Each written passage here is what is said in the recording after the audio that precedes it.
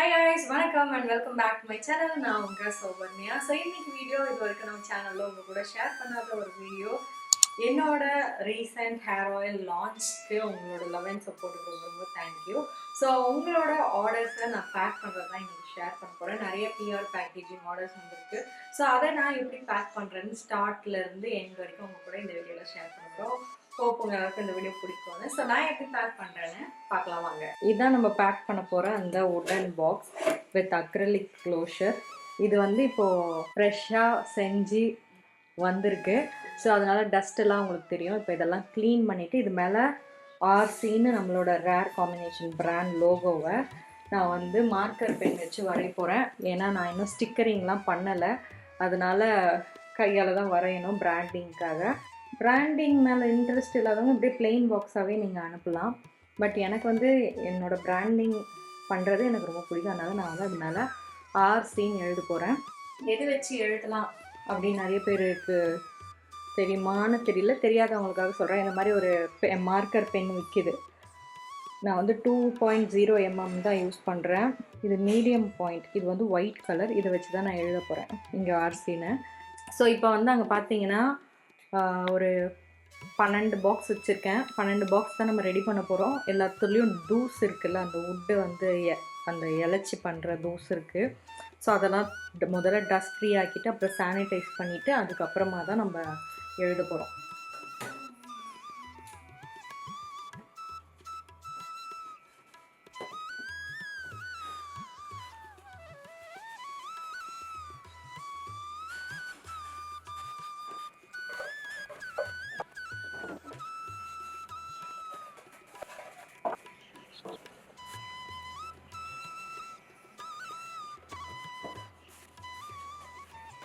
எல்லா பாக்ஸில் இருந்த அக்ரலிக் எதையும் எடுத்து தொடச்சிட்டேன் ஒரு ட்ரை கிளாத் வச்சு. இப்போ இன்னொரு ஃப்ரெஷ் கிளாத் வச்சு இந்த மாதிரி கிளாஸ் சர்ஃபேஸ் க்ளீனரை வச்சு நம்ம துடைக்க போகிறோம். அப்போ தான் அது எழுதும் போது எந்த டஸ்ட்டும் இல்லாமல் நீட்டாக இருக்கும். இந்த மாதிரி ஒரு ஷீட்லேயும் பார்த்திங்கன்னா நம்மளோட தம் வச்சோன்னா அது பிரிண்ட் ஆகிடும். அதுக்கப்புறம் அந்த வுட்டோட டஸ்ட் இருக்கும். அதனால் ஒரு ட்ரை கிளாத் வச்சு தொடச்சிட்டு நான் இதே ரெண்டாக கட் பண்ணி போகிறேன். இந்த மாதிரி பனியன் கிளாத் வச்சு நீங்கள் பண்ணலாம். ஆக்சுவலாக சிங்கிள் ஹேண்டடாக எல்லாம் பண்ணணுன்றது ரொம்ப கஷ்டம். அப்பப்போ என் தம்பி ஃப்ரீயாக இருந்தால் அவன் ஹெல்ப் பண்ணுவான். கௌதம் வந்தால் ஹெல்ப் பண்ணுவான். மோஸ்ட்டாக என் தம்பி உயிரை தான் போட்டு வாங்கிட்டு இருக்கேன். பட் இந்த மாதிரி எழுதுகிற வேலையெல்லாம் எனக்கு நானே பண்ணாதான் சாட்டிஸ்ஃபை ஆகும். நானே க்ளீன் பண்ணி எழுதி. பட் இந்த வெயிட் லிஃப்ட் பண்ணுறது இதெல்லாம் அவங்கள ஹெல்ப் வாங்கிப்பேன்.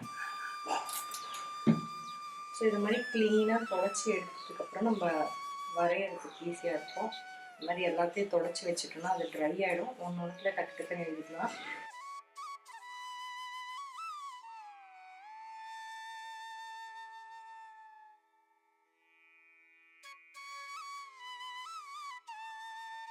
சின்ன வயசுலேருந்தே பிஸ்னஸ் பண்ணுன்றது என்னோட கனவு. என்னால் வேலைக்கு போகிற பர்சன் நான் கிடையாது. பட் அதையும் நான் போய் ட்ரை பண்ணேன். அது நான் இல்லைன்னு போய் ட்ரை பண்ணதுக்கு 100% நான் ஃபிக்ஸ் பண்ணிட்டேன். நம்ம பிஸ்னஸ் பண்ணுறோம் லைஃப்பில் நமக்குன்னு ஏதாவது பண்ணணும் அப்போனா அது பிஸ்னஸாக தான் இருப்பாங்க. ஃபேஷன் பிஸ்னஸ் பண்ணணும்னு ஸ்டார்ட் பண்ணேன். ஈஸி கிடையாது ஒரு விஷயம் பண்ணுறதுன்றது. ஒரு விஷயம் நம்ம பண்ணுறதுன்றது ஈஸி கிடையாதுன்றது அதை பண்ணும்போது தான் நமக்கு தெரியும். கனவு என்ன வேணாலும் நம்ம ட்ரீம் பண்ணலாம். அடுத்து அம்பானி நம்ம தான் கூட ட்ரீம் பண்ணலாம்.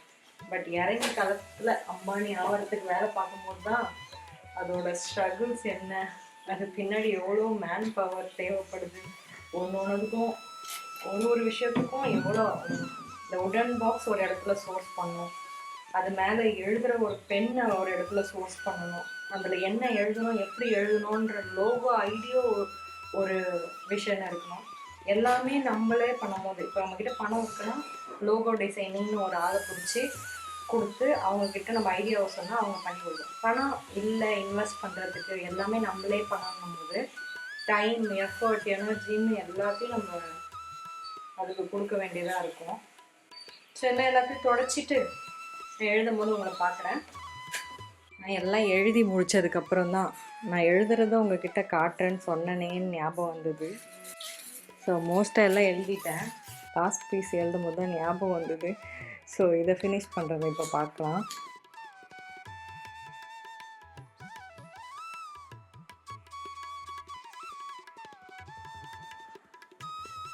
சீக்கிரமாக ஸ்டிக்கரிங் பண்ணணும். இதுக்கு நிறைய டைம் நான் கொடுத்துட்ருக்கேன். ஸோ அதனால் பேக்கிங் டைம் லேட் ஆகும். டன். இது ஒரு 2 செகண்ட் அப்படியே விட்டால் காஞ்சிடும். ஸோ நெக்ஸ்ட்டு வந்து என்னோடய தேங்க்யூ நோட் எழுதுறதுக்காக இலையை பறிச்சிட்டு வந்துட்டேன். ஸோ இதில் தான் என்னோடய தேங்க்யூ நோட் எழுத போகிறேன்.